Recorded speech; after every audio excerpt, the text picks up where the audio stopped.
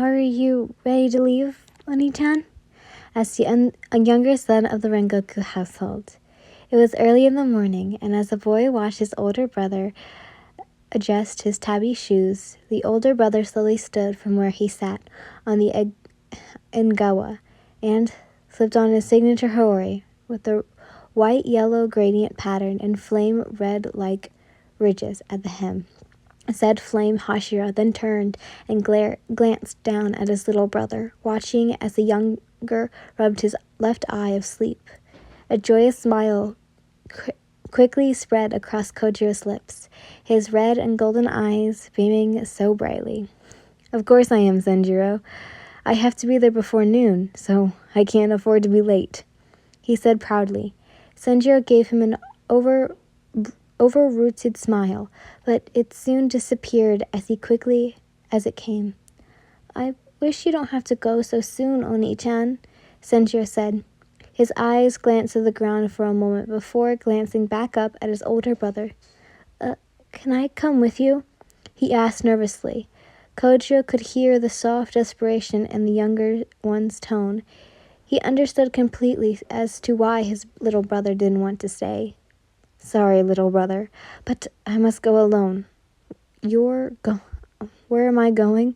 The journey will be treacherous, and I can't bear the thought of anything happening to you, Kojiro said, and reached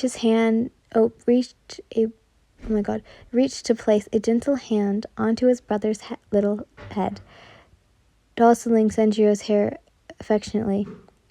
But I don't want to stay here alone with Arietsu-san, at least not without you, Senjiro says softly. His expression saddened. Kojiro frowned at this. It always disheartened him whenever Senjiro got like this. He knew the younger didn't enjoy having to deal with their father's visual abuse and loutish attitude towards him, though it was been nearly a week since the elder Rengoku's last rant, but it was likely because he's been too drunk after constantly drinking bottle after bottle of sake.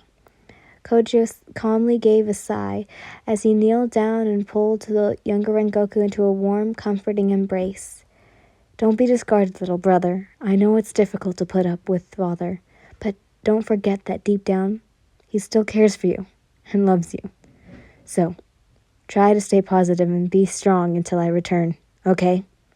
He said, feeling Senjiro relax a bit as he nodded in response. Okay, Oni-chan, I will. His big brother always knew just what to say to make him feel better.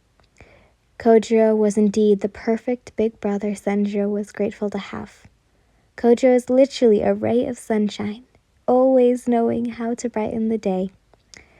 So, when are you coming back? Senjiro asked. The flame Hashira pulled away and gripped his little brother's shoulder.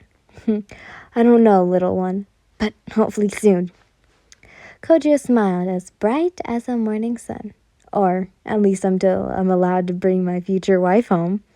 Senjiro couldn't help but giggle at his big brother. Who would have thought that Kojiro would be so goofy, especially when in love? Is Yun-chan really as pretty as you say? Senjiro asked Kojiro. Couldn't help but give a hearty laugh at that. As beautiful as 1,000 wisteria blooming in the spring. Kojiro exclaimed as he stood in full weight. And that's why I have to go, because she's waiting for me, Kojiro said, reaching for his sword and attaching it to his side. Which is also why I need you to stay behind and look after Otu-san while I'm gone. Okay, Oni-chan, I'll try. Senjiro sighed in defeat. Before Kojiro could say another word, the soji slid open to reveal none other than the head of the Rengoku household. Senjiro-sama stood glancing between Kojiro and Senjiro before his red and amber eyes narrowed. What are you doing up? Senjiro-sama said, gesturing towards his youngest son. It's still early. Go back to bed, he said. His broadish baritone voice was still groggly from sleep. The younger Rengoku quickly nodded before heading back inside without another word. Once Senjiro was out of sight and earshot, the elder Rengoku turned towards his eldest son. You're finally heading out, huh? Kojiro smiled at his father before nodding. Yes. I want to get an early start at Kazuaha village, and it's far away from here. So you're really going through it, Shinjiro groaned. This Yin girl must be quite the treat if you're willing to travel up north again and risk catching hyperthermia. It's a risk I'm willing to take if it means I can marry her, the flame pillar says cheerfully, as the sheer thought of it, as a smile forever radiant. Shinjiro's face nearly scrunched up at the sight of his son's ever optimistic persona. It always reminded him of himself when he was Kojiro's age. And what even more treacherous was that Kojiro really did inherit his mother's smile.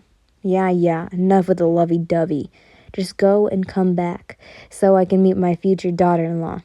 Shinjiro groaned while scratching the back of his head. Will do, father, Kojiro said as he just gathered his bearings. Well, I'm off. Wish me luck. Kojiro said, bid farewell to the other Rengoku. And with that, the flame Hashira took off running, his flame Haori whipping behind him as he darted in the direction towards his destination. Shinjiro watched him leave. Jeez. Oh, yeah, it's not. Jeez, it's about time. Even longer, I might have thought you were gay, he grumbled. So, I actually forgot to say this, but, what was it? Run Away, that was the last part yesterday. So, sorry about that. I forgot to remind myself. But anyways, I hope you guys liked this story. It does have, I think, more than, I can't remember, but, it does have a lot of parts. And there is a, Tengen one. So if you want a Tengen one, it'll be after this one. But I hope you guys enjoyed it. Bye! I love you all so much.